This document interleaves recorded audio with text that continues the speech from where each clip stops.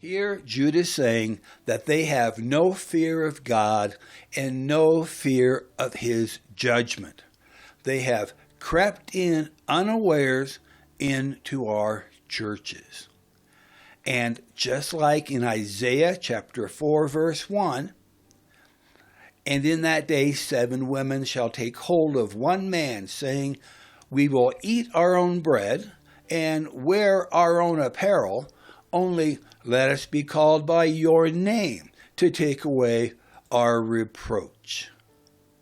These women wanted to be called Christians in name only, but they had their own covering, their own food, and their own beliefs. Progressive Christianity is not Christianity at all. It is simply people wanting to be called something other than what they are because they know they are wrong. And the word progressive, as it's being used in these days, does not mean advancing and getting better. What it really represents is going backwards into the darkness and into the abyss.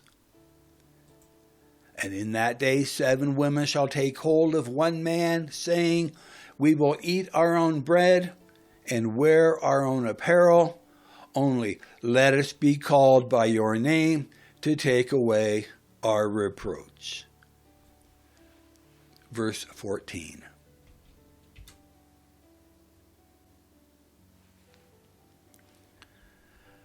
And Enoch also, the 7th from Adam, prophesied of these, saying, behold, the Lord comes with 10,000 of his saints to execute judgment upon all, and to convince all that are ungodly among them of all their ungodly deeds which they have ungodly committed, and of all their hard speeches which ungodly sinners have spoken against him.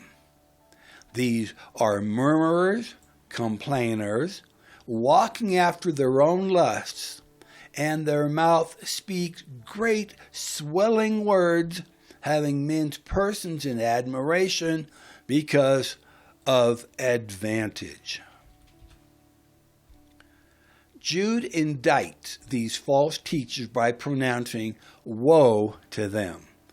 He anticipates the terrible fate of the false teachers under God's judgment. The prophet Isaiah also pronounced woe upon those who had turned away from the Lord and his truth. He declared, woe to those who call evil good and good evil, who put darkness for light and light for darkness, who put bitter for sweet and sweet for bitter. Woe to those who are wise in their own eyes and shrewd in their own sight.